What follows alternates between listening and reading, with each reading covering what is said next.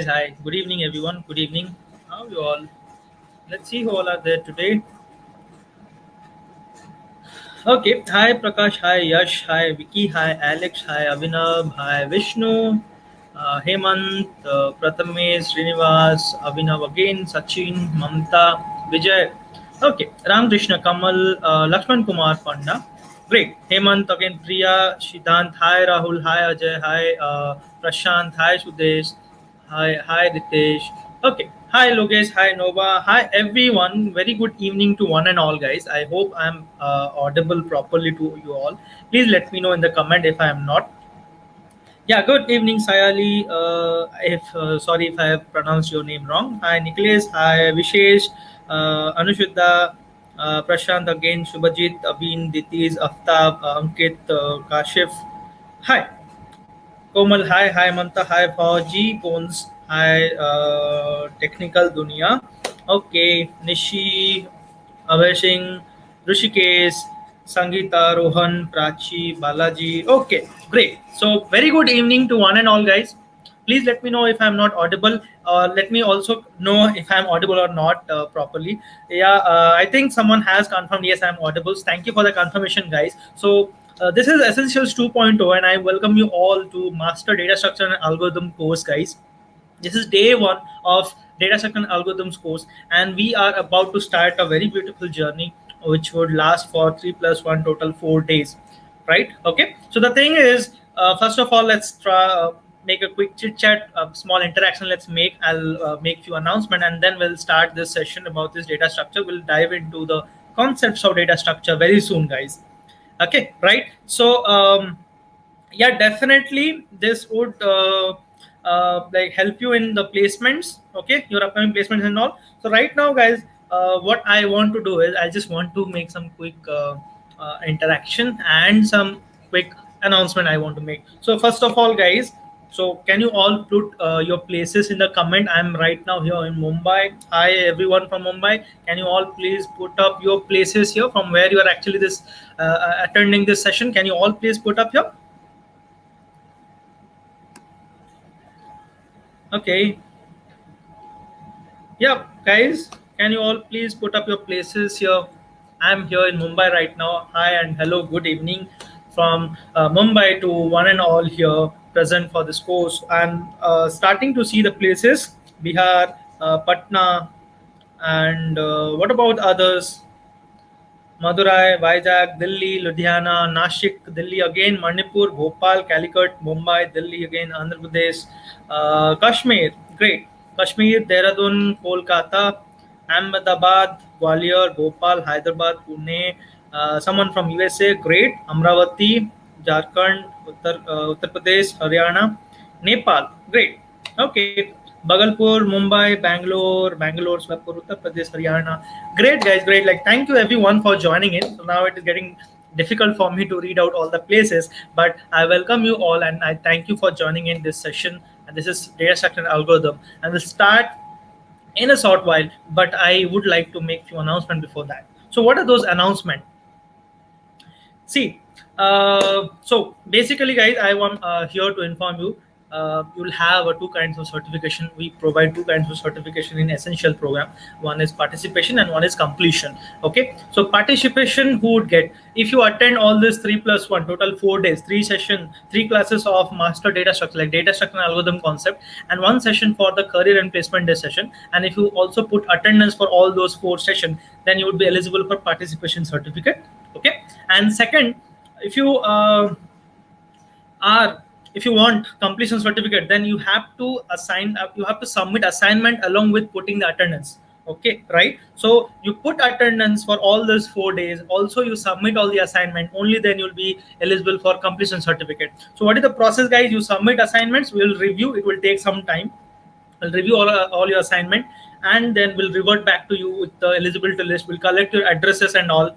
Why I'm saying we'll collect your address? Because yes, your guess is correct. We will send you physical copy of completion certificate. So only those people who would be eligible for completion certificate, they would be getting a physical copy of it, guys. So if you want a physical copy of completion certificate from LetsUpgrade ITM group of institutions, NSDC and Skill India, then you along with putting attendance for the session, you also submit all the assignment. I'll be giving you some assignments actually throughout this session. Okay, so you just have to submit all of them. Where you would submit, where you will put attendance, please do check out the description of this video, guys. You will find all the links. Actually, there is assignment link, assignment submission form link, there is attendance link, there is registration link, and there is also community link. Okay, let me tell you what are the importance of those links. First of all, those who are not registered for this course, if you want to get benefit out of it, please do register for this course once. Okay, please do register for the course first, then you check the community group, guys. You can check the community group later, maybe after the session. Okay, so what you have to do is you have to join that community group, because all the class materials and assignment whatever I'll be giving, those will be posted in the community itself. On other stuffs also, you can also discuss among yourself. If you have doubt, you can also put there. Okay, you can put there your doubt and you can tag other people. You can also tag me in your question. When you put question, members of like other members of the same group would help you out in solving those query and all, guys. It's a like whole thing we believe in, learn, build, grow, and share. So it's a like share platform where we share our doubts and share our knowledge and grow together, right? We learn here, build here, we share and grow together in the community itself. So let's also fetch the community grouping. You have to check the community grouping after the session and you need to join it. Okay, you need to join it so that you'll get information about the assignments uploaded and materials uploaded. Okay, whatever materials that would be discussed in the class, that would be uploaded there, right? Okay, then you'll find as I said, assignment link is there, assignment submission link is there. So you have to submit your assignments there. You'll also find a video embedded in the form, guys, where it guides how exactly to submit assignments and all. Okay, and there is attendance link. So there is a Google form. You can just open it and you can put attendance. We are coming up with a new system, guys. You don't have to open Google form and you don't have to put attendance in Google form anymore. Very soon we are coming with a system where you can put your attendance in our same in our website, in our platform. Okay, right? So we'll come up soon with that. Maybe within very few days we'll do that. Where you will submit your assignment, there is an assignment submission form link in the video description. Okay, that is where you need to submit your assignment, all your assignment. Okay, the assignment deadline would be like 3 days of the master data structure classes, right? It is today's 23rd, 24th, 25th classes would run, right? Okay, and every day I'll give you some assignment. So deadline to submit all those assignment would be 28th of September. Okay, so by 11:59, 28th of September, you should submit all the assignment. That's it. Okay, then we'll just review your assignment, and upon that, based on that, we'll finalize a completion certification eligibility list, and you will be contacted further for collecting address and all, right? That's the whole thing. So now let's not waste any more time. I hope everyone has a proper information regarding the program, what all benefits will have, how this will go for the rest of the 3+1 4 days, how it is about to go, right? Let's start this session of data structure algorithm. Let's not delay anymore, guys. Right now I'm about to share a screen. Please let me know in the comments if it is visible or not.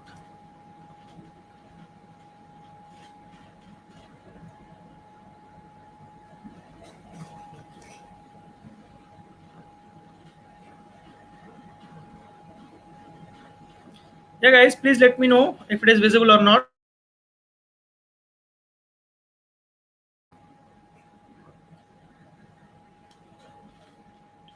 Three lectures Java and also submitted attendance. So where is my certificate? Yeah, that's what Isha. That's what I said. We will take some time to review your assignment. It is not only yours assignment.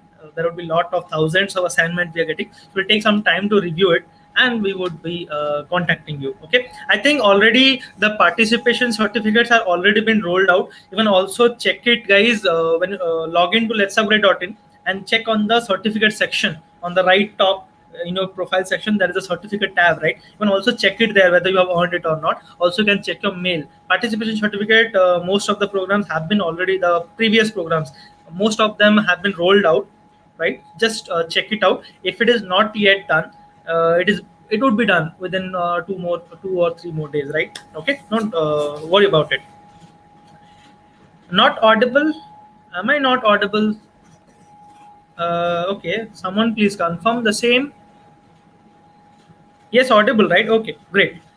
Now, so let's talk about here a different like data structure concept. Let's now dive in. Let's start, guys. Finally, let's not waste any more time. So, what I am trying to discuss first, very first and foremost topic, and the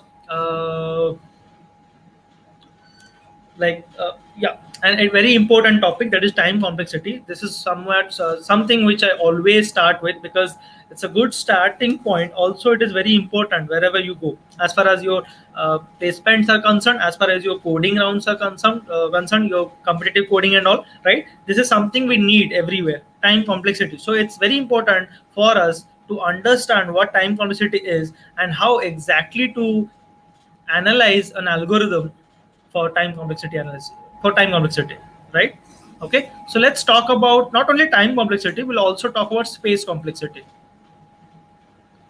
Okay, time and space, two different aspects of an algorithm analysis, and very important as concept actually, right? Okay, so guys, why we are learning time complexity and space complexity? The reason behind this is, somewhere you go in any recruitment drives, in any recruitment exams, any placement exams, there you are asked to write a code, and they don't only see the solution of the code, they also look for efficient code. What is that efficiency actually? What is that efficiency? Efficiency means your code should provide solution in very less time. Okay, that is what is called as efficient code. That is why we are learning time and space complexity. See guys, there can be two kind of efficiency. One is space efficiency and one is time efficiency. Okay, space efficiency means it will take less space, less memory. Time efficiency, it will take less time to solve problem, right? Let's talk about let's get dive into more this time, dive into time complexity and uh, space complexity more. Let's talk about this. What exactly do we mean by time complexity, and what exactly do we mean by space complexity, right? See this. Let's talk about time complexity. What exactly is time complexity? It is basically, you can say, in short, in simple terms, you can say the amount of time taken by an algorithm to solve a problem. That is called as time complexity.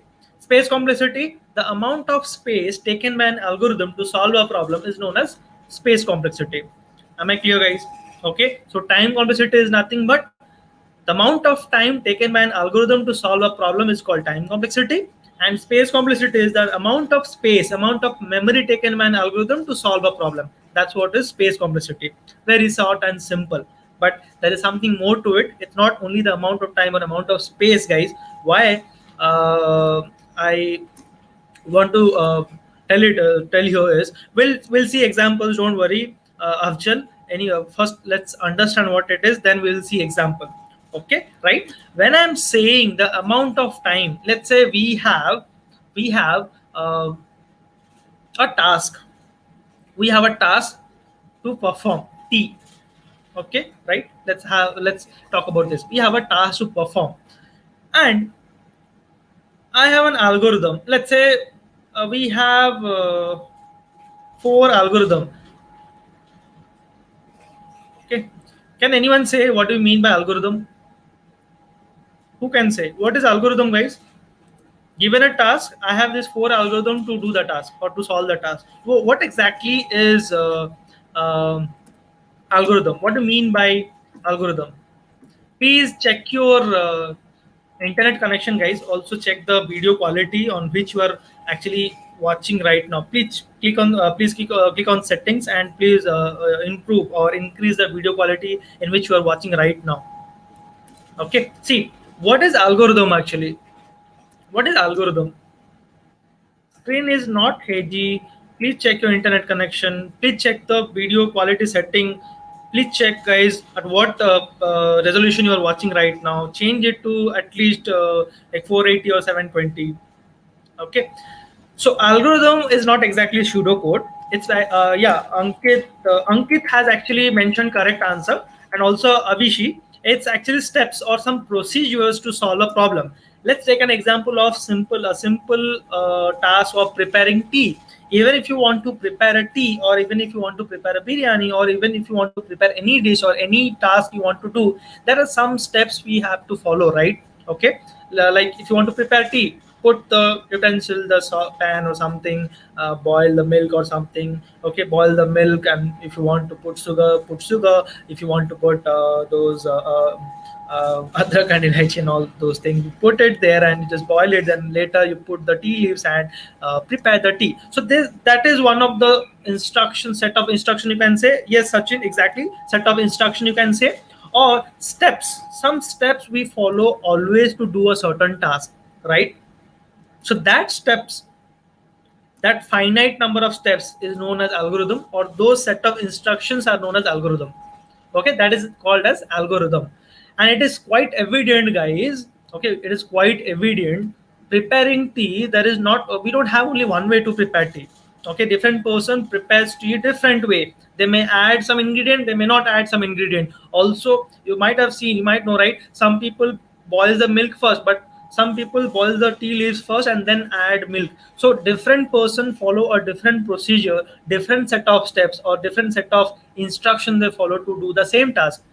Okay, at the end they would get tea, but they follow different tasks. That's why I say, if you want to perform a task, there is not only one way to solve it or do the task. There are multiple ways to do the task, right? There are multiple ways to do the task.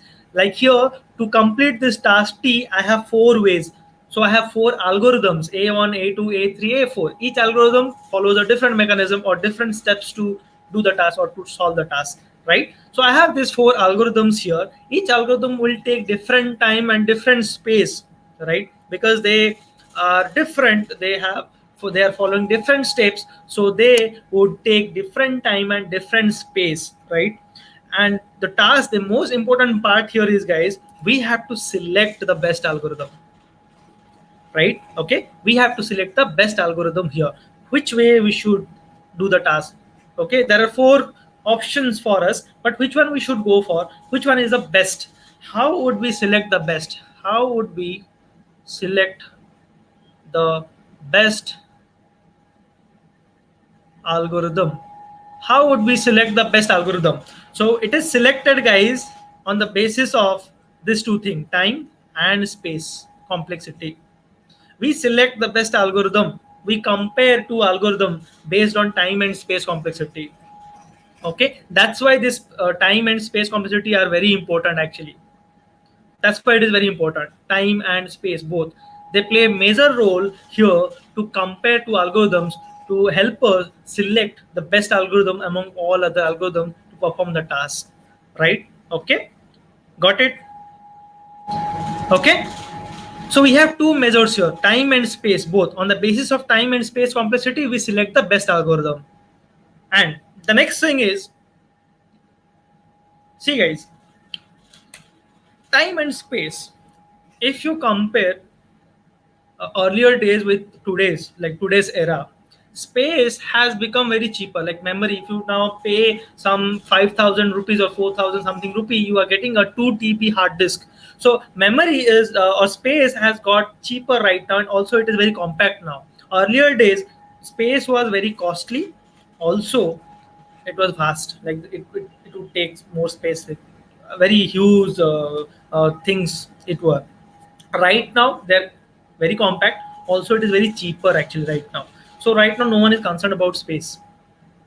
But time, no one has time in today's era. Like no one has time. Even if you have time, you say, okay, let's complete this task as soon as possible, and then I'll go out to meet my friends or maybe watch some series on Netflix. So no one has enough time. Everyone is in a hurry, and everyone wants to solve a task or complete the task as soon as possible. So right now we are focusing more on time complexity and not space complexity. Okay, so the whole point of discussion here in this session would be time complexity and not space complexity, because space complexity is not a major concern right now.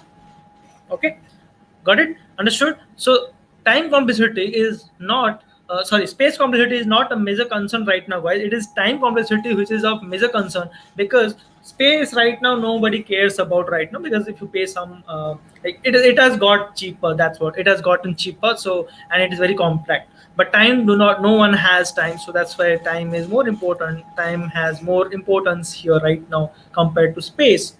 Okay, right? So everyone will run behind time. And as I said, guys, time complexity is nothing but the amount of time taken by an algorithm. Space complexity is nothing but the amount of space taken by an algorithm. Okay, right? But when I say the amount of time or amount of space, don't think that I'm talking about some 2 seconds or 5 seconds or space. I'm not talking about some kbs, 5 kb, 2 kb, or maybe 4 kb. I'm not talking about this finite, some definite amount of time or definite amount of space. No, not. Whenever anyone says time complexity and space complexity, they're trying to say, okay, time and space represented in some order, not the exact. Okay, right? Not the exact, not the exact time and space, right? Basically, it is some order. It is showing you some order. It's getting some noise. You are getting a noise behind the like from my background. Let me check. Just give me a moment. I'll fix it.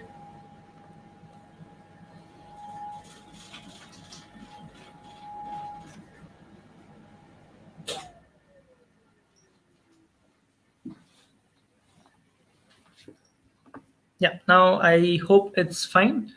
There's no more noise now. So okay. Yeah. Fura Elite. We will talk about that. I'll talk about this. Don't worry about it. So whenever I'm saying time complexity and space complexity, I'm not saying about any specific or definite time or definite space, guys. It is always an order of time, some order. Okay, it will take linear time, it will take exponential time, it will take quadratic time, it will take logarithmic time, okay, or root over of like square root time. So the order, I'm talking something about order and not very specific or definite amount of time. Same goes with space actually. I'm not talking about a specific or definite space, some order, linear space, quadratic space, and all, right? Okay, now the next part is, we always, as a major point, it's a very important point, you need to take care of this. Okay, always, guys, there is a trade-off between time and space. Always, it's always there. Okay, you need to trade off between time and space. If you are looking for space efficient code, if you want less space complexity, then obviously time complexity would be more. If you are looking for less time complexity, then space complexity would be more. So they actually you have to compromise with one to go with other. So that's what. Okay, so you have to compromise. There is a trade-off between time complexity and space complexity always in any given problem, any given algorithm actually. Okay, right? So I was talking about some order, right? So it will not give any definite amount of time on space. It will give you some order of time. What is that order? On which it depends. So order of something, it should be always, right? It should be always order of something. What order? So it is nothing, guys. It dependent on, it gives you time complexity and space complexity on the order of input. Order of input actually. It always gives you in the terms of input, right? So I'll explain this a bit more. See this. Consider, let's say, guys, you are staying in a colony. Okay, somewhere you are staying in a colony or some street. Okay, and there is a market nearby. There's a whole street of market, like there are too many shops are there, one after one after one. So you come out of your street, and then you go to, you want a pen. Let's say you want a pen, you have something, right? So you don't have pens, you have gone out to buy a pen. So you would look, you go to the first shop and ask for the pen. If you get it, fine. If you don't get it, you'll go to the next shop, right? That's the whole thing. So you will go on asking, that you go to the first shop, you get it, if you don't get it, go to the next shop, then next shop, then next shop. So you'll go on asking, and wherever you get pen, and you just return, right? So that's the whole thing. There are n number of shops. That is the input size, guys. Okay, there are n number of shops. You have to you might have to go to n number of shops to look for a pen, and you might end up not getting the pen. Okay, none of the shops might not have pen right at that moment. Okay, so here, see this input, it depends on input, guys. Time complexity and space complexity both depends on input. If input would be more, obviously time complexity would be more, right? Okay, if input would be more, then time complexity obviously would be more, because if you get it at the first shop, then you'll just return back, right? You got it. But let's say it is not there in the first shop, you'll go to the next shop, it will take more time. If it is not in next second shop, you'll go to third shop, it will take more time, right? So that's the exact thing. Okay, that's the exact thing. So you have to consider this. If input is more, then time complexity would always be more. If input is more, space complexity would be also increase. I mean to say, with the increase of input size, time complexity and space complexity will increase. In what order? That's what we need to find. Okay, if it is linearly increasing, if it is exponentially increasing, if it is quadratically increasing, if it is logarithmically increasing, how it is dependent on input size. That's what we are talking about here, guys. Okay, that's what we are talking about here, right? So always the time complexity and space complexity are dependent on the input size. It will increase with the increase in input size. Guys, when I'm talking about input size, it can be the number of input, okay, or it can be the value of the input, the size of the input. Okay, value of input. Okay, let's take an example of both cases, number of input and value of input, right? See this. Yeah, if you talk about this same example, if you talk about the same example of the shop, okay, there are n number of shops, right? Okay, so there n number of shops, it means n different shops are there. So now this is the case of number of input. You can also talk about a array, guys. Okay, in an array, the input size is the number of element actually in the array. But let's say I want to find factorial of 65. Okay, here the value of the n, the input 65, how large is the input, that would that would be the concern here. So either it would be number of input, how many elements, or how large is the input. Maybe you want to find factorial of 65. Okay, you might might want to find yeah, factorial of 72. So that depends. I can just write here, if I want to find factorial of n, where n is the input. Okay, if n is very large, obviously I'll take more time. If n is small, I'll take less time. That's the whole thing. Now here, even here, this array thing, guys, it's the same as considering if you map that shop problem with this array, it's the same thing.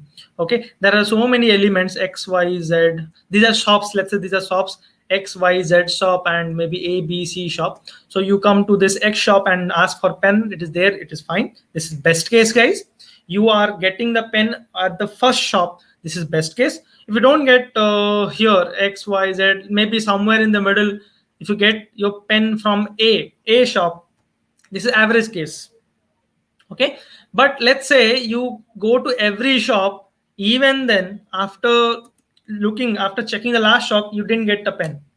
That is worst case. That is worst case scenario. Okay, anyway, we'll talk about that in detail. But right now, what I'm trying to say is, with increase in input, your time complexity and space complexity would increase. Okay, right? And input means either it would be number of elements or number of inputs, or input size, how large is that input. That's what it is. Okay, right?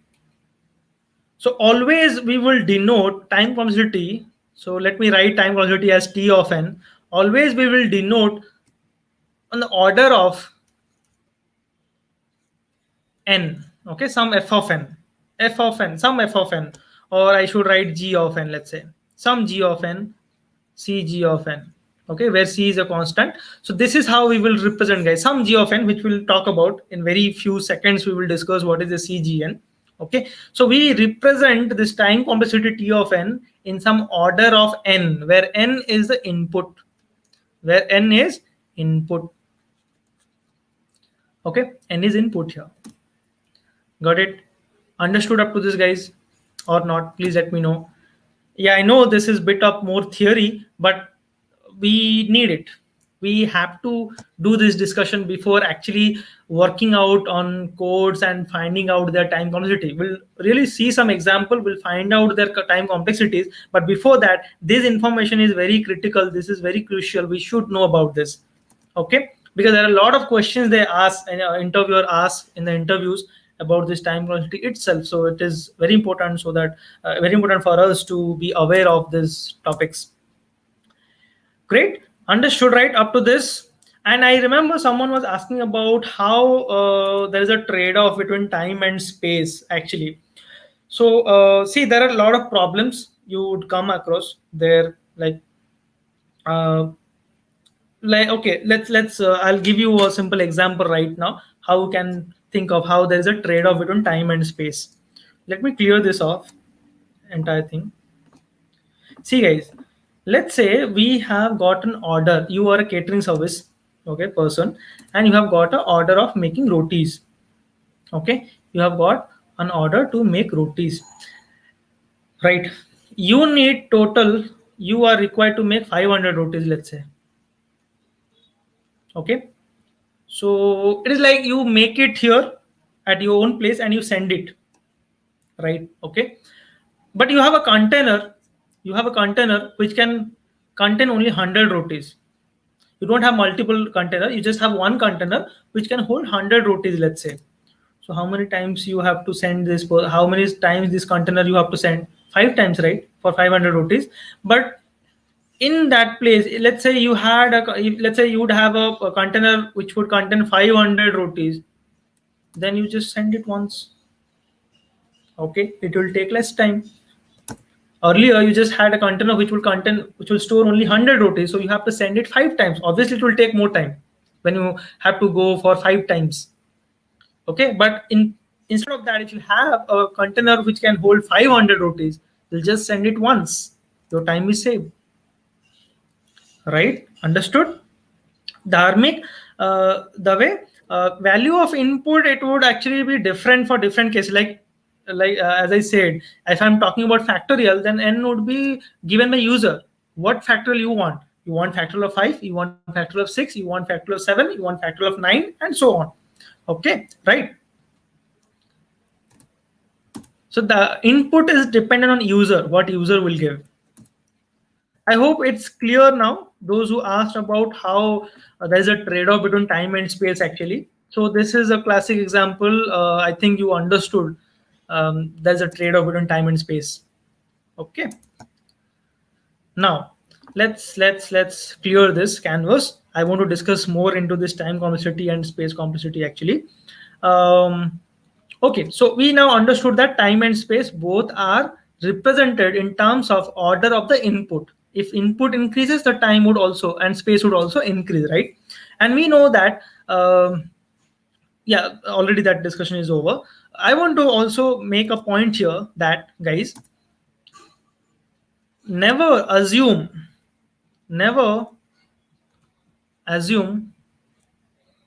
less inputs while finding time and space complexity. This is wrong. Okay, never assume less input to find time and space complexity.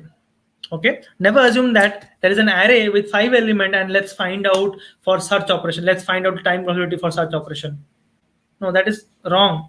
If you just have 2 shops, okay, obviously time complexity would be less. If you have 10 shops, obviously you will have more time, like you it will take more time, right? So never assume while talking about algorithms. See, guys, everything here, whatever we are discussing here, is purely based on selecting algorithms, which one is best algorithm among all other to solve the same task. So when you are comparing two algorithm, never compare assuming less number of input. Why? Because when you take less number of input, an algorithm may behave differently. Okay. Also, second point is we should always think about the worst case. Okay, we should always think about the worst case. We should be prepared about worst case.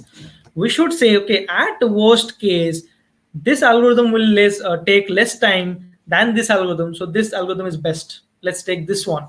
This is preferred. So always, guys, compare two algorithm on the basis of worst case. And what is the worst case? A very large number of inputs you assume. Don't ever assume very small number of input and then try to analyze the code. That is wrong. Always assume that, okay, there is a very large number of input. Let's now find out time complexity of it, assuming that, and then let's compare. We should always be prepared for worst case, right? Okay, so we'll always talk about worst case time complexity. Okay, we'll always compare the two algorithms based on worst case time complexity.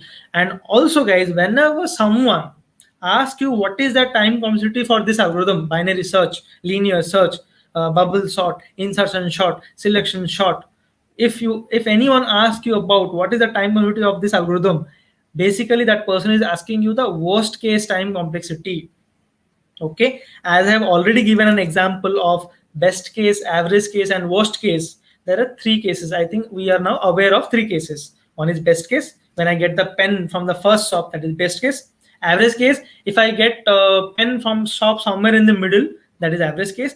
And if I don't get a pen even after searching all the shops, then that is worst case scenario, right? So we are aware of now three cases: best case, average case, and worst case. And if someone asks you about time complexity, then basically that person is asking about worst case scenario. And whenever you are comparing two algorithms, you should always compare it with on the basis of worst case time complexities. Okay, right? That's the whole thing here, guys. Never assume very less number of input.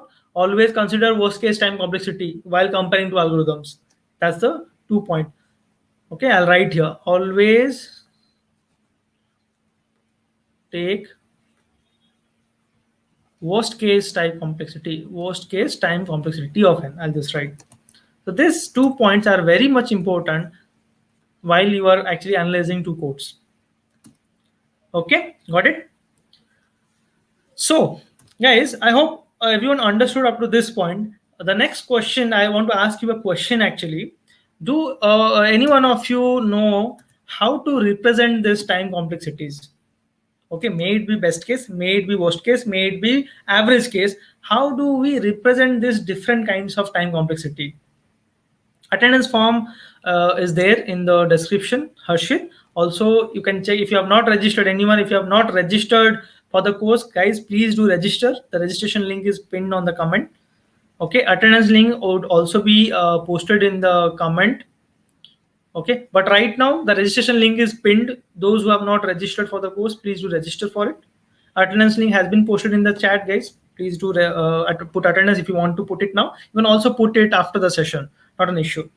So how do we represent this different time complexities, like different case, average case time complexity, best case time complexity, worst case time complexity? So how can we represent? So guys, the time complexities are represented using asymptotic notations. There is something called asymptotic notation. It is nothing. Basically, these are the ways of representing time complexities. We represent time complexities using various asymptotic notations. Okay, various asymptotic notations. Who can say how many asymptotic notations are there? Who can say how many asymptotic notations are there total? How many asymptotic notations are there in total? I see many of you are putting here big O, someone is writing some big theta, someone is writing, excuse me, but I want to answer here. How many asymptotic notations are there total? How many? Tell me a number. Give me a number. How many asymptotic notations are there in total? Ankit says 3. What about others? How many, guys? Just mention. What is the total number of asymptotic notations we have? Okay, everyone here puts 3. Amruta says 4. Alex, again, I'm getting 333. It's not 3, guys. It's actually 5. There are 5 asymptotic notations in total. Okay. Those are, they are actually, yeah, you are correct. Big O. Then we have big omega. We have theta. We have small o. And we have small omega. I think you might not have heard about small o and small omega, but these are there. Total 5 asymptotic notations are there actually. Big O, this is O, big omega, this theta, this small o, you write small o, okay, small o. Then small omega, I think this, yeah. We don't usually use small and small omega. This small o and small omega, this is actually used for research purpose, guys. That's why we are not too much aware of this. These are used for research purpose. We don't use it normally. We use only these 3: big O, big omega, and theta. And from this big O, big omega, and theta, big O is used to represent worst case time complexity. Big omega is used to represent best case time complexity. And theta is used to represent average case time complexity. Okay, so big O is used to represent worst case, big omega is used to represent best case, and theta is used to represent average case time complexity. As I have already said, you guys, we should be prepared for worst case time complexity. Whenever we are comparing to algorithms, we should always look for the worst case time complexity. So our point of discussion would revolve around big O notation. Okay, nothing else. We'll talk about worst case scenario. We'll talk about big O notation in detail. Basically, we will see examples how we can actually, given a piece of code, how can we find time complexity of it. That's where we are going forward. Okay, I hope everyone is with me till this point. Okay, lots of theory we discussed, but yes, yet very important things we discussed, guys. Right now, let's jump into some actual examples, some piece of code. Let's see. Let's try to analyze this piece of code will take this much time complexity, or everything worst case. Okay, nothing best case, no average case. Okay, right? So now let's see some examples here, guys. Let's talk about examples. Let's see some examples.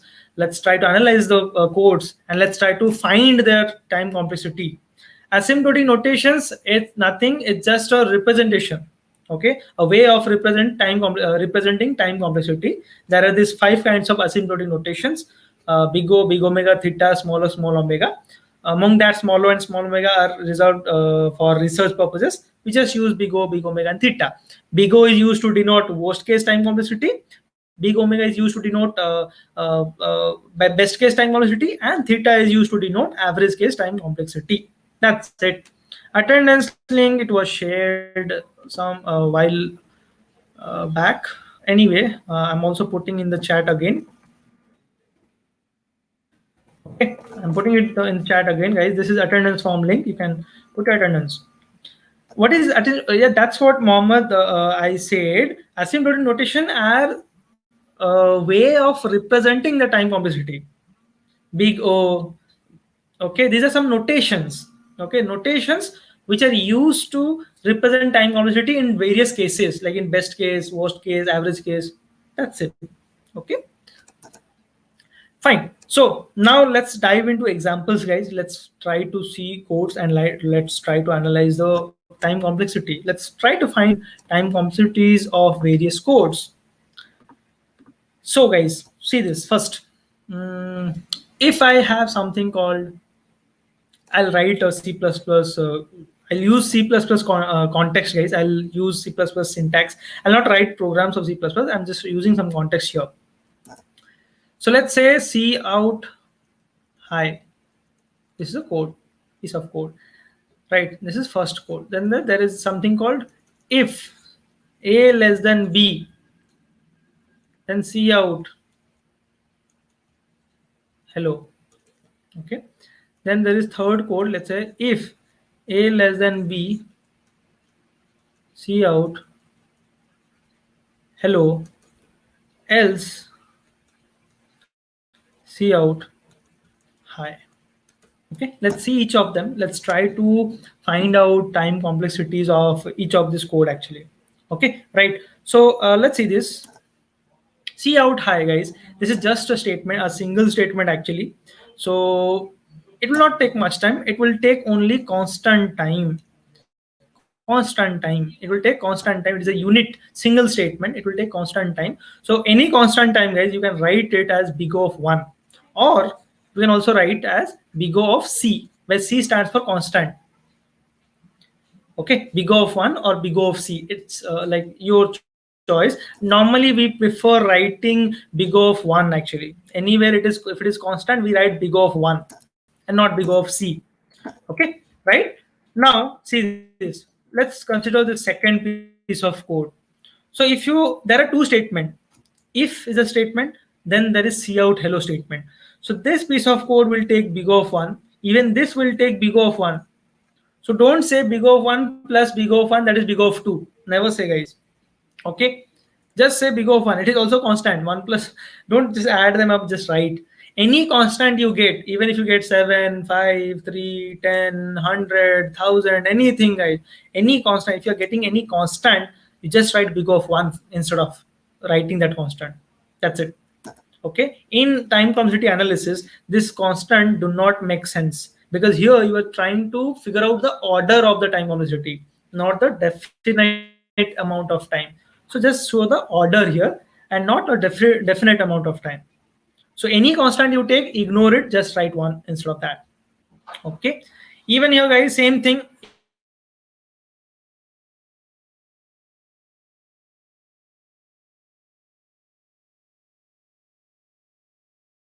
If you are getting any constant, just write 1 single unit statement. So everyone will take a constant time complexity. Even if we add several constant time complexity, you'll end up with the constant time complexities. So that's what. Okay, don't take this constant into account. Just write big O of 1 for every constant. Okay, right? I'll write one more step here. I'll give you one more code here. Let's say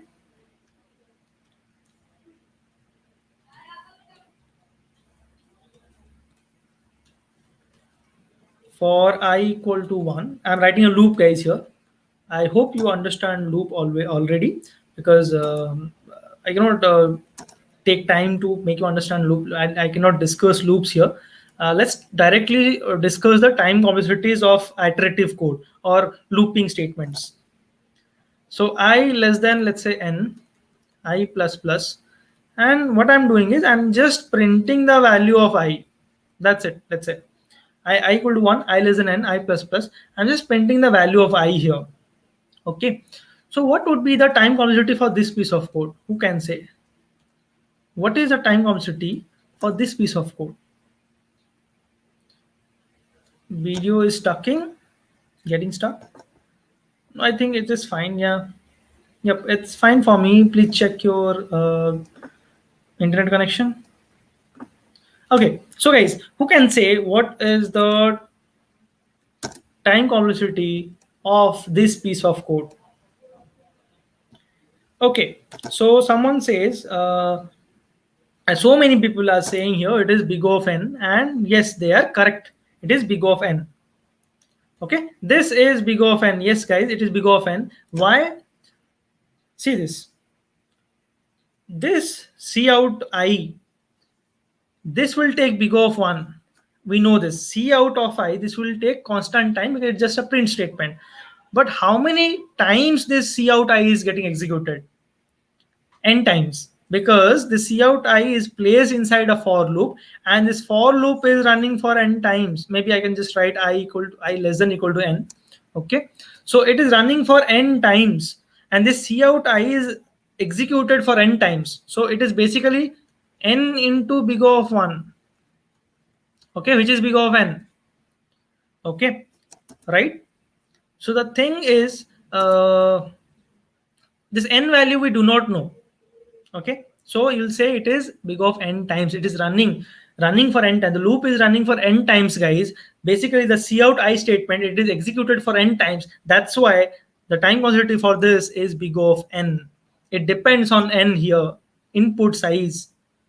n, whatever input you will take. If you take input size as 5, this loop will run for 5 times. But if you take input size as 50, it will run for 50 times. Okay, if you take input size as 1000, the loop will run for 1000 times, and the cout I would be executed for 1000 times. So it all depends on n. Okay, right? Those who are saying that basically if I write for I equal to 1, I less than n, cout I, you are saying that I is starting from 1 and it is going till n minus 1 and not n. So technically it should be big of n minus 1. That's what some people are saying here in the comments. I'm seeing it, right? Okay. The thing is, guys, this n minus 1, n plus 1, n minus 2, n minus 5 doesn't make sense. Everything will be big of n. N is very large. You have assumed it by yourself. N is very large. It's like infinite. Minus 1, minus 2, plus 1, plus 2, plus 5, plus 7, minus 9. Doesn't make sense. Everything will be big of n. Okay? You are giving an order, not exact. Remember this. Okay? Ignore the constant terms in simple. In simple words, I just want to say you ignore the constant terms. Minus 1, minus 3, plus 2, plus 5, plus 7. Ignore them. Okay? It is not required because we are just concerned about the order of time velocity. Okay, right? Okay, not only this, guys, even if you somewhere if you are getting such kind of let's say time complexities, it seems like this, let's say 7n square plus 5n plus 3. If you are getting this time complexity, let's say, in any case, don't write this as a time complexity. This is wrong. First of all, ignore all the constants. Okay, and then just write the term with highest degree, that is n square. This is your time complexity. Don't write n square plus n. Just write the term with highest degree. Ignore everything else. Because I repeat, we are just concerned about the order. What order? Is it linear? Is it quadratic? Is it logarithmic? Is it exponential and all? Okay, right? Because n we have understood very large.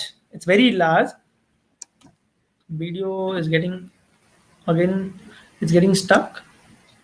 No, I think it's fine. Okay. So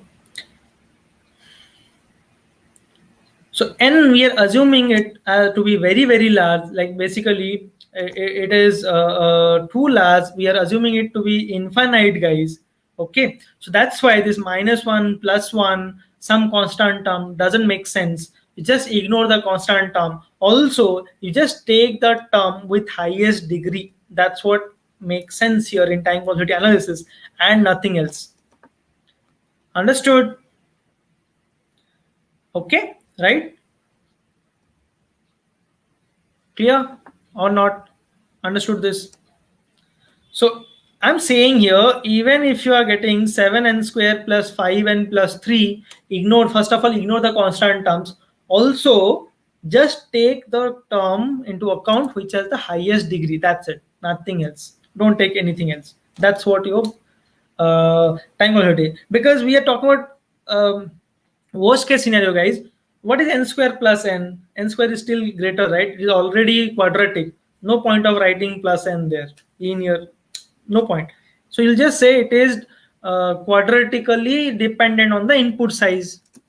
Okay, right? Just write the order. That's it. Video is getting stuck. I hope my audio is not getting stuck any point of time. I think there's issue with my system. It is getting lag. Maybe it is getting stuck somewhere. But I hope my voice is not getting stuck and you are able to hear me properly, whatever I'm discussing. Okay. Graph of the asymptotic notation. I think that's not very much required, Piyush, and that will take a lot of time. And this class would all the time would taken up by that graph, and that will not be much helpful. Okay, it might be helpful for the semester exam, but in actual like placement drive and all, it might not be very much helpful. That is not much required, I'll say.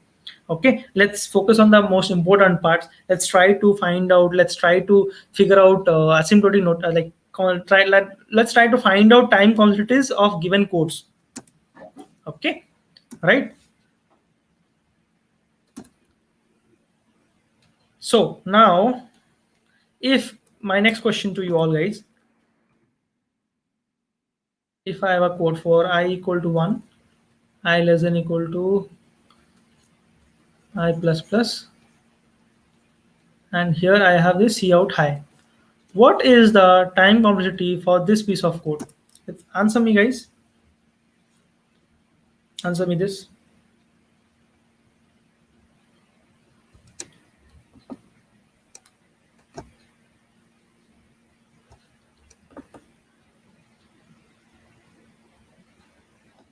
What would be the time complexity for this piece of code, this code snippet?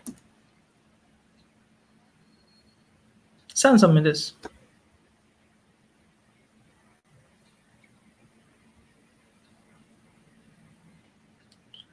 Okay, Pianshu says I'm big of 1,000, and okay, rest of the people, everyone, Abhishek says here big of n, but some people are saying big of 1.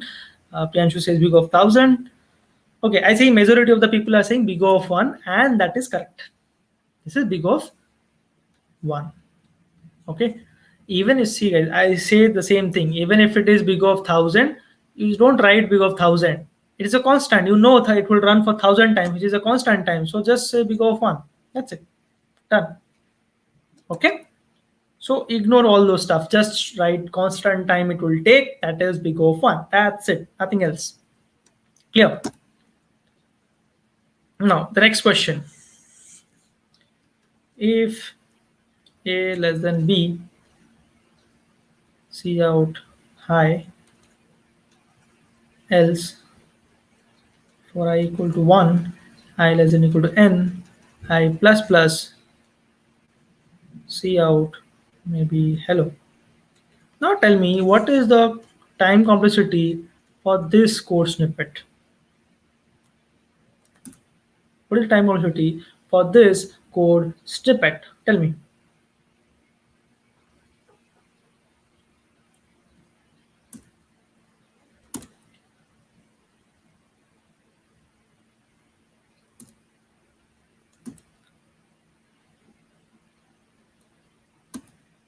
Yeah, yes, Dharmik, yes. You can also write big of C. C, where C means constant. So, but normally we write big of 1 for constant. So let's prefer 1. What is the time complexity for this one? The below one, the second one, this question. Time complexity for this. Okay, everyone says big of n, big of n, big of n.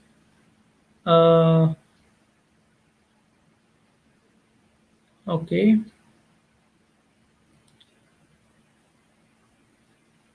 No, Abhijit. Big of n is not equal to big of 1. It should be big of 1, constant.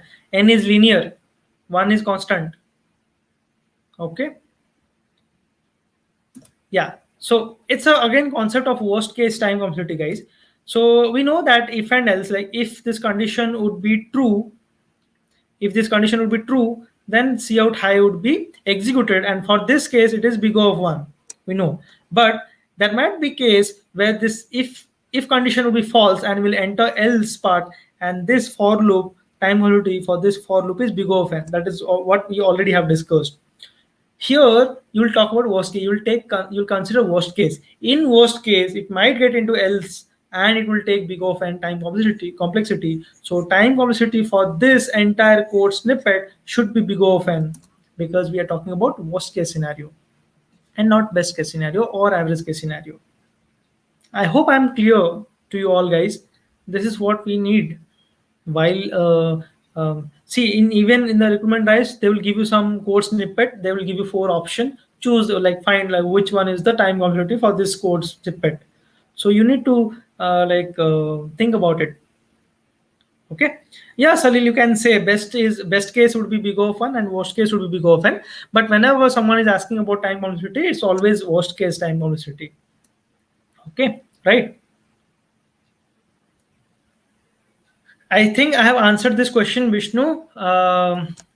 in the very beginning of this class, time complexity is very important concept in data structures and algorithms. When there is algorithm and data structure, then time complexity is there.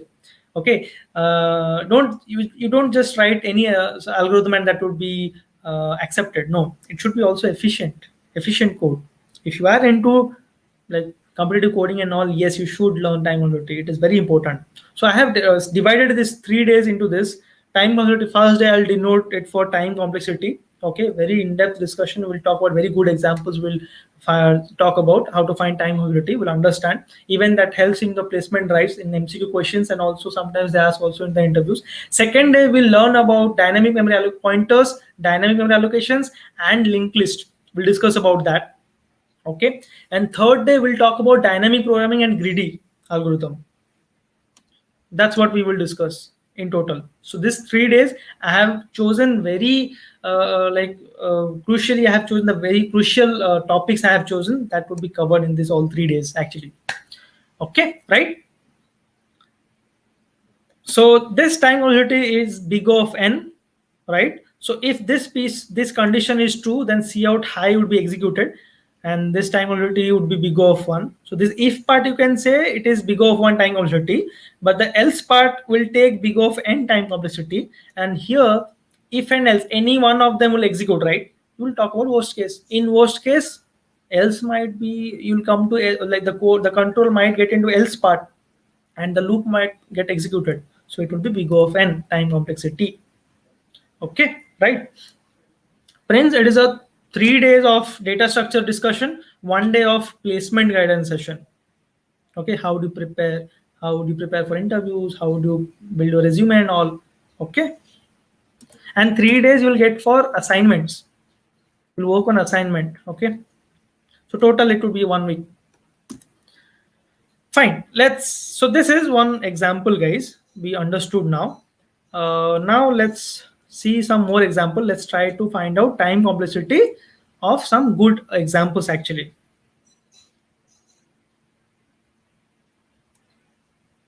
Okay. See this. Now let's talk about example. See guys, I can discuss everything, but the thing is we don't have enough time for that, and the thing is that would not help you a lot in your placements and all. As I'm saying, continuously saying, guys, whenever someone is saying time complexity, it is about worst case time complexity, and interviews and placement drives and all, they don't care about this whether you are like, they don't care about the best and average case and all. They just ask you the time complexity, and that is worst case time complexity. Any algorithm, if they're asking for time complexity, that is worst case time complexity. That's it. Okay, right? Now see this one more example, good example. Let's talk about it. Let's find its time complexity. So we have discussed constant time complexity till now. Okay, big O of 1. Constant time complexity we have discussed, that is big O of 1. We have discussed linear time complexity, that is big O of n, because it is linearly dependent on the input size n. Okay, let's talk about others stuffs. So what about this? For I equal to 1, I less than equal to n, I plus plus. For j equal to 1, j less than equal to n, and j plus plus. Okay, C out, maybe I'll just write high. Okay, so what is the time complexity for this one? What is the time complexity for this one? Let's try to figure out this. 1.5 hours. How much time we're asking? 1.5 an hour. We'll discuss, guys. Okay. No, there is no prerequisite, Sam. It only thing is you just be just aware of this loops and all, some programming paradigms you should be aware. That's it. Okay. Rest all whatever is discussed, it is being discussed from scratch. See this, how to find out time complexity of this nested loops. Okay, so someone of you might say, okay, this loop is running for n times, even this loop is running for n times, so in total this C out high would be executed for n into n, that is big of n squared times. You might say, yep, Okay, the outer loop is running for n times, inner loop is also running for n times. So the C out high statement is total running for n into n, that is big of n squared times. Here, okay, fine, that is not wrong. I'm not saying this is wrong, yes, but don't work it out in this way, guys, because if someone changes the code, modifies the code a bit, which I am going to do in some time, then you'll get wrong answer. You'll not be able to find out the time complexity. So I'm giving you a way. Please follow that way. It would be way much easier for you to find out the time complexity for any nested loops code, even if they modify something. Okay, follow this. Write I here, j here. Start from the value, like where I would start from. I value would start from 1. What is the first value of j? 1. And then it would be 2. Then it will go till n. So basically, how many times this C out high executed in the first iteration? N times, right? Because j loop is running for n times. Next value, next iteration, I is 2. J again started from 1 and it will go till n. So again, how many times C out high is printed? N times. Or C out high is executed n times, right?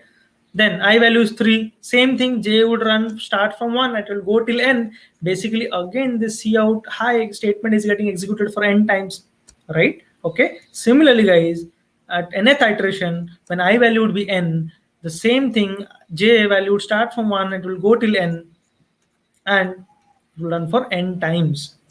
So in each iteration, the C out high is executed for n times.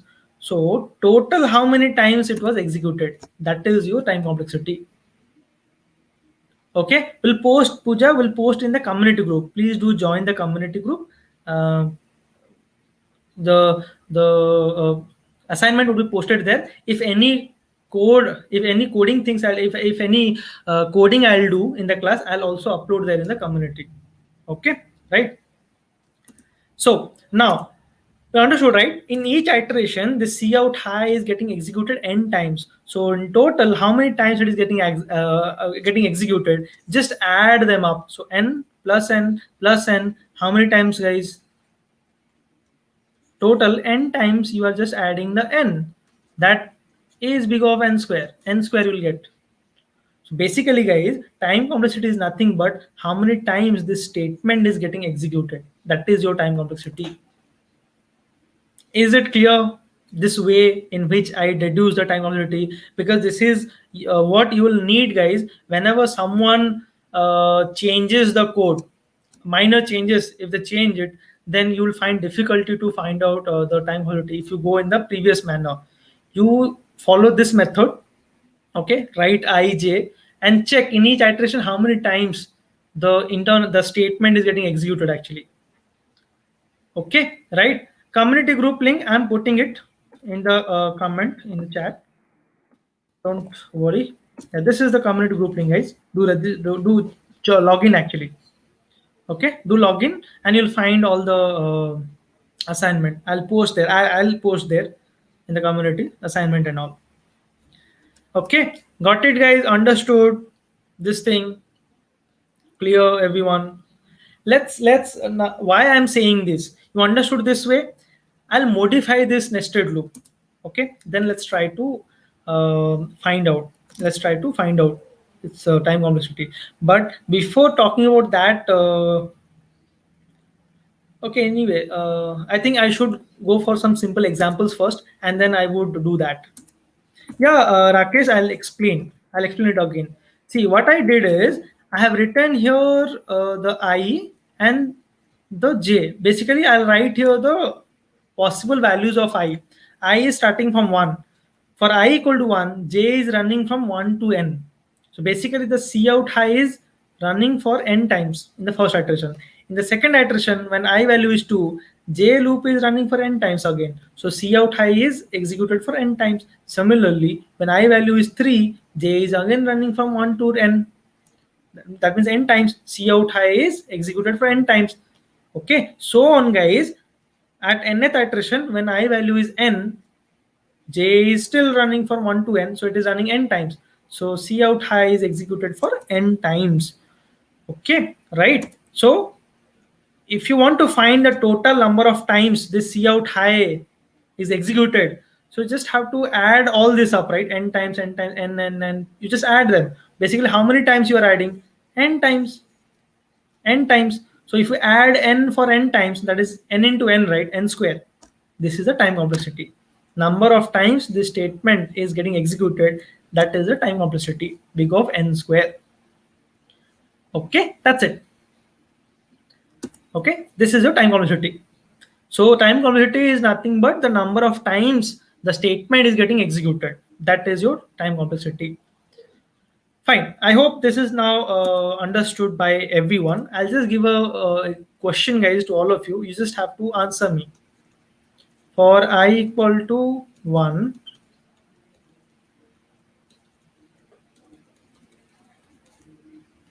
cout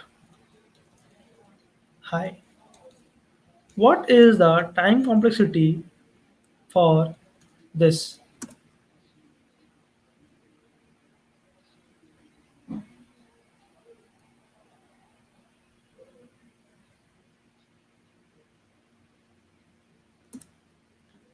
Okay, tell me this, guys. What is the time complexity for this one?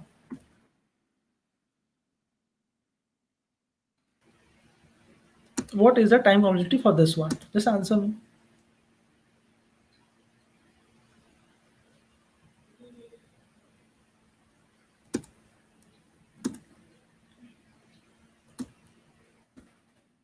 Just think about it.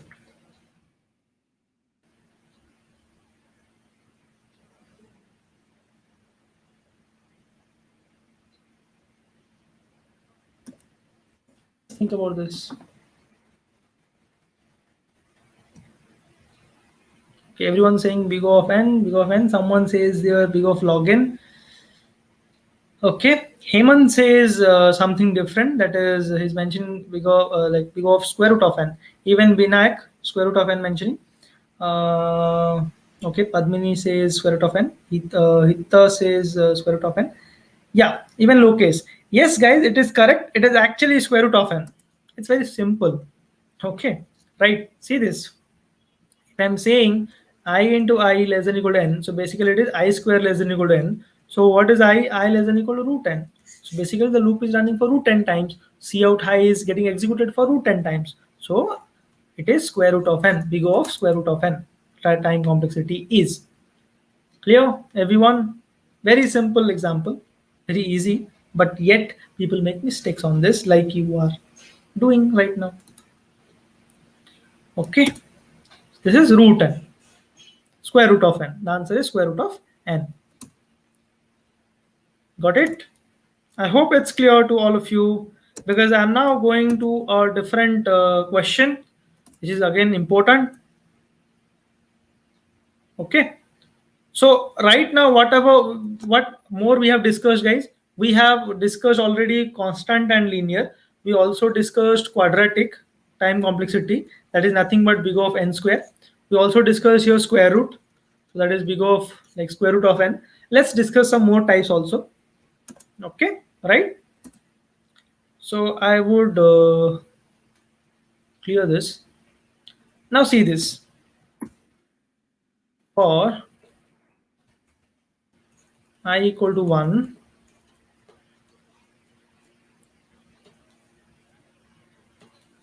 I less than equal to n, I into equal to 2. Cout high, let's say. Now, what is the time complexity for this one? Who can say? Let's see.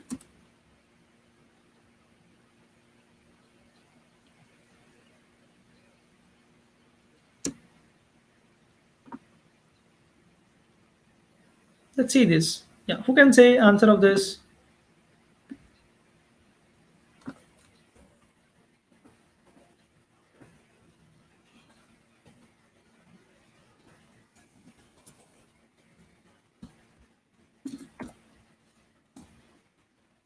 Let's answer this, guys.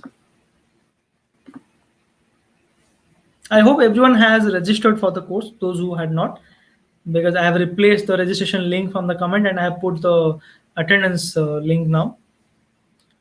Okay, Just tell me, guys, what is the time complexity for this code snippet? Someone saying n by 2, someone saying n, someone saying n square, someone saying square root of n, someone saying log n. Okay, someone saying n to the power n. Oh wow, it's not n to the power n, of course. Not so like the time complexity is not so big here. See, how do you find this?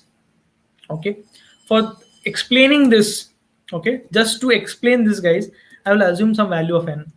Okay, let's say I'll take value of n as 64. I should not take a small value, but just to make you understand, let's take it 64.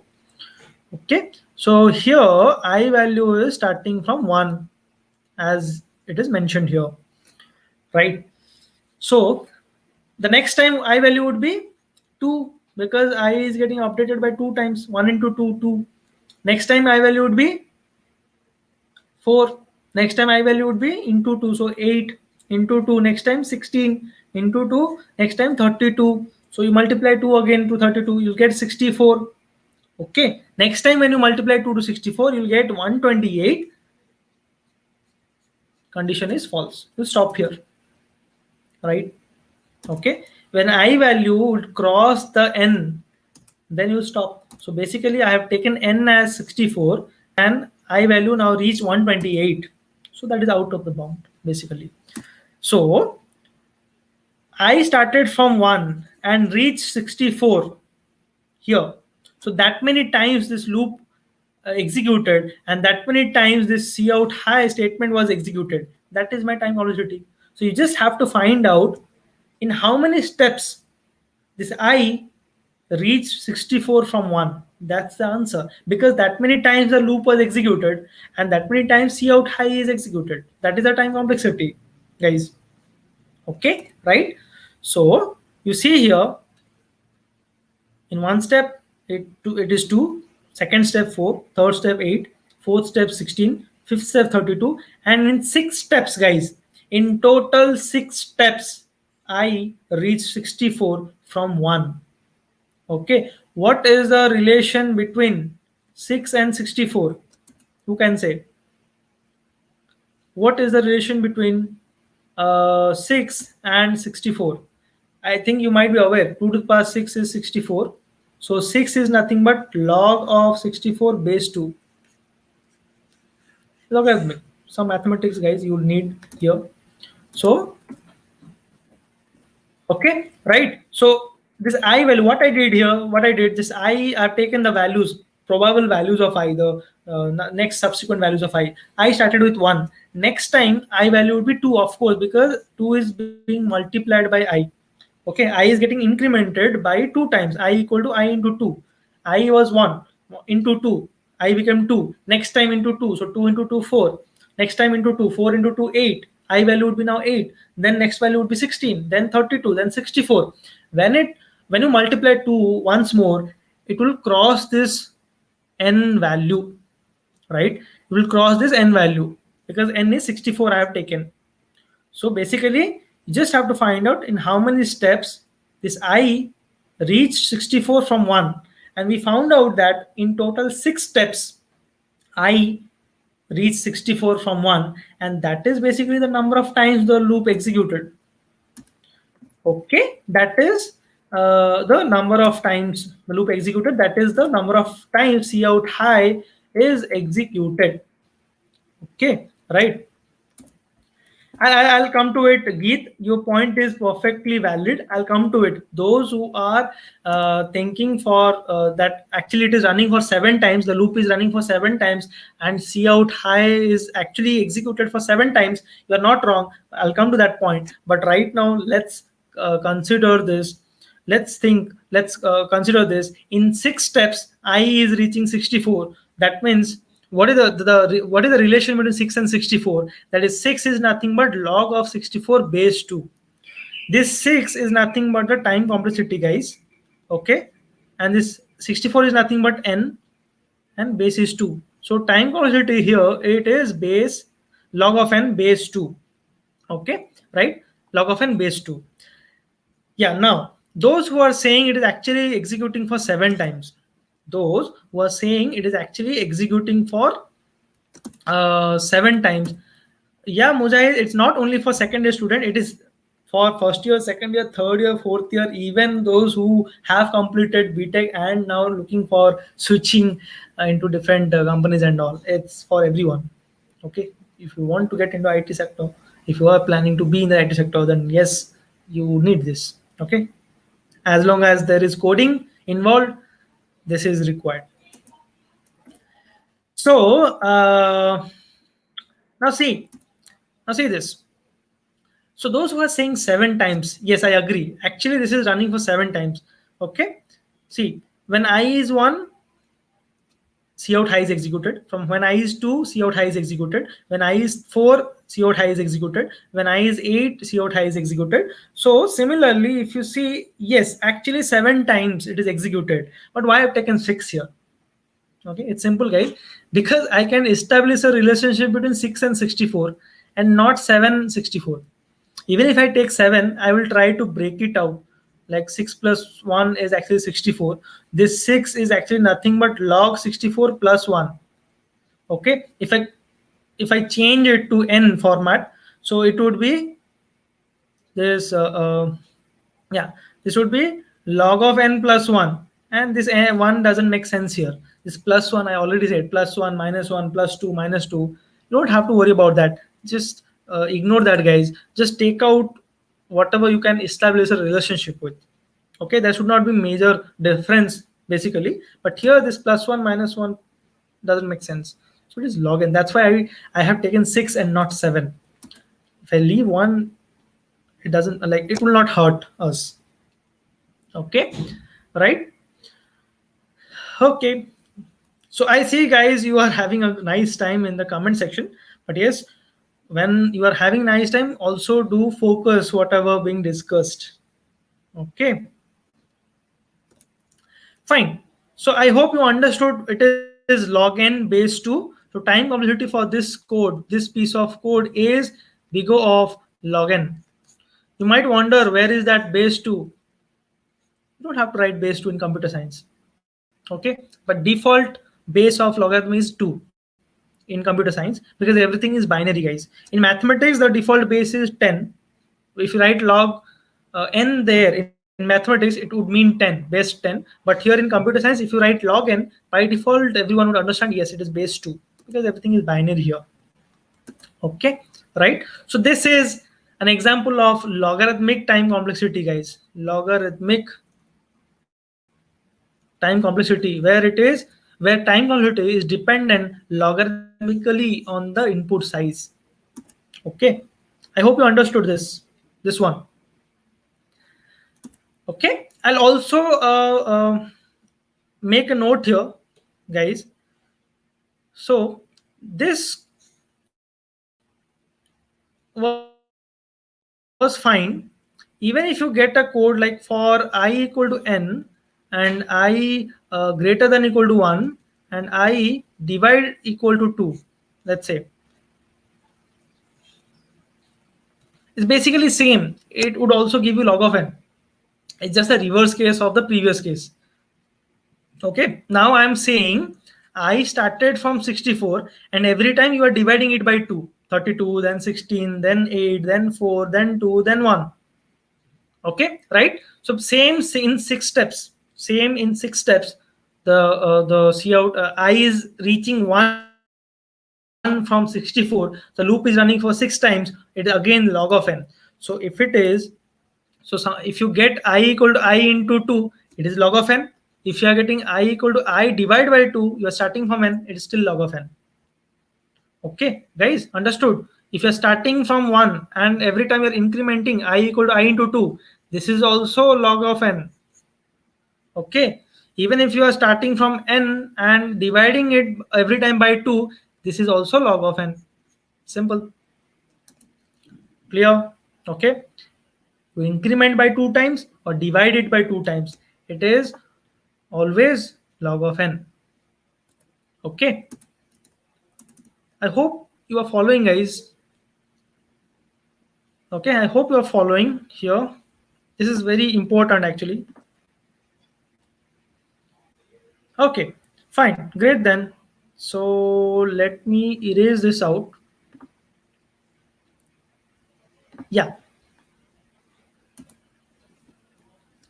let me erase this out.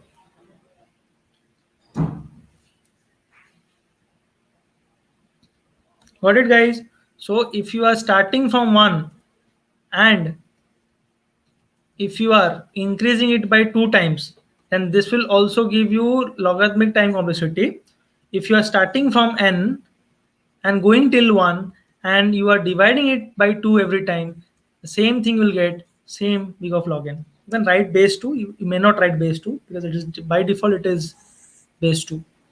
Not only this, guys, instead of this I2, if you have anything, let's say it is I into 3 and I divided by 3. Even this case, you'll get big of log n, just the base would be 3, not 2. That's it. Because every time you are increasing it by 3 times or decreasing it by 3 times. So base would be 3 now in such case. Okay, right? So whatever you have, just put the base as that way, and it would be logarithmically. Anyway, guys, even if you write log of n base 3 as log of n, then also it is fine, not an issue. As I said, constant you can ignore. This 3 you can just ignore, not an issue. Okay, I have just one more question for this session. Okay, don't leave yet. Very important, very good question. I have just one more question. Let's solve that, guys. Okay, very important, and it will involve something which we have already discussed. Let's solve that question and then we can disperse this class. Okay, right? I see sometimes my video is getting stuck, but don't worry. As long as my voice is reaching out to you guys, fine. That's fine. Okay, let's see the final example of today's session. Very good example. Please focus here. Okay, we'll need everything that whatever we have discussed till now. We'll need everything to solve this problem. For I equal to 1, I less than equal to n, I equal to I into 2. Okay, for j equal to 1, j less than equal to I, j plus plus, C out high. Now, who can tell me the time complexity for this one? If you can answer me, then it is great. Correct. Like I will see that you have understood everything. Naveed, okay. Jishan LPU, it is lovely professional university of Punjab. It's in Jalandhar. I've been to there. I was there for like a placement training.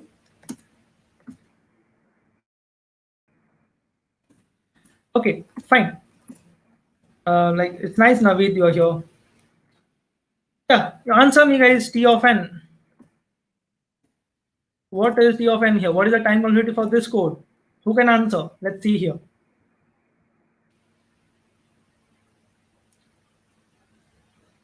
Okay, BMSA. I'm not sure what is that, but yes, saying n log n. Rakshit also says n log n.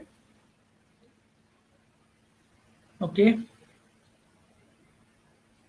Okay, log n, n log n. Let's see, guys, what it is. Whether log n, whether log n, whether log n square, whatever. Let's see it. Okay. What should we follow? The same thing which I discussed. Whenever you get this nested kind of loop, follow that way which I've discussed. Write I and j, and then you try to figure out I, j. Okay, first value of I is 1. So how the j is running? J is starting from 1 and it is going till I. So j will start from 1 and it will go till 1 only. So basically, it is running for only one time. Okay, one time it is running. Next, what is the next iteration? What would be the value of I? It is 2. And j is starting from 1 already. So j value would be 1. Next time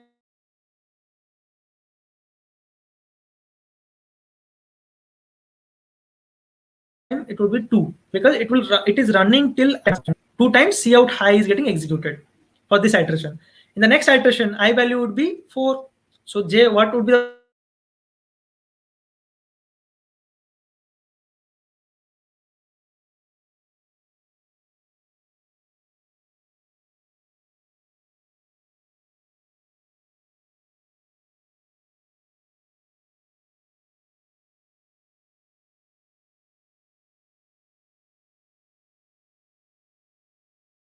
possible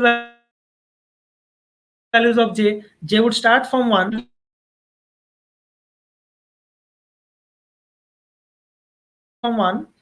and it will go till n, right? So basically it is running for n times. The cout high statement is getting executed for n times. Okay, am I clear up to this?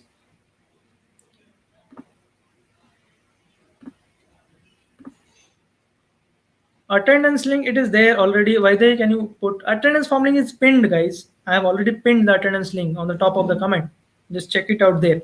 Yeah, so where we were, so we video is lagging, audio, they're not getting my audio, but I think it is fine with my side. Okay, just let me, give me 1 minute.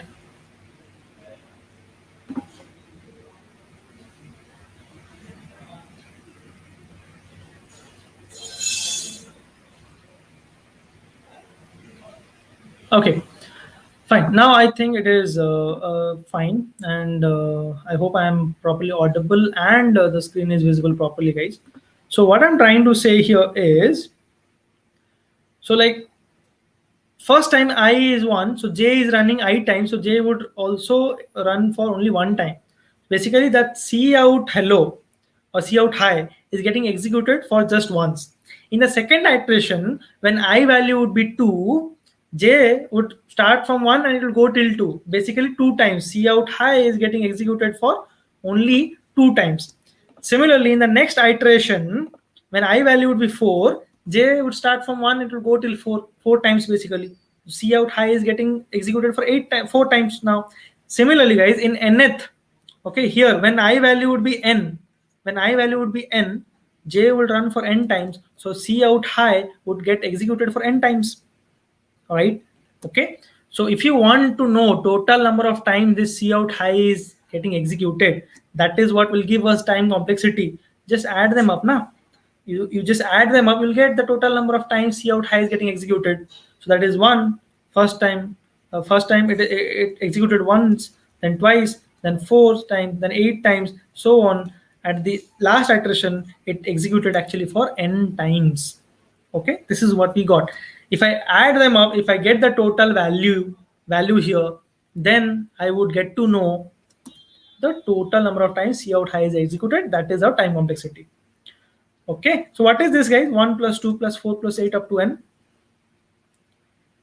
The thing here is, this is a GP series. Okay, it is actually 2 to the power 0, it is 2 to the power 1, it is 2 to the power 2, it is 2 to the power 3, and this n is nothing but 2 to the power log n. Okay, just check the logarithmic properties, guys. Okay, so if it is a to the power log n base a, then this is actually n. A to the power log n base a is n. Okay, always check out this property of logarithmic. So this n is nothing but 2 to the power log n, because base is also 2 there. Okay, and so we have here some terms in GP series. We just have to find the addition of n terms of GP series here. That's it. If you know the formula, just put it here and get the answer. That's it, and we are done. So what is the formula for adding n terms of GP series? It's actually it actually a into 1 minus r to the power n divided by 1 minus r. This is the formula, guys. Addition of n terms of GP series. Put here. What is a? A is first term, that is 2 to the power 0, which is 1. Then 1 minus, what is r? R is a common ratio. Common ratio here is 2. If you are not aware of the GP series, guys, please do check once. Okay, what is GP series? What is the summation of that? Okay, so r is a common ratio, that is 2 here. 2 to the power n. N is nothing but total number of terms. What is the total number of terms here?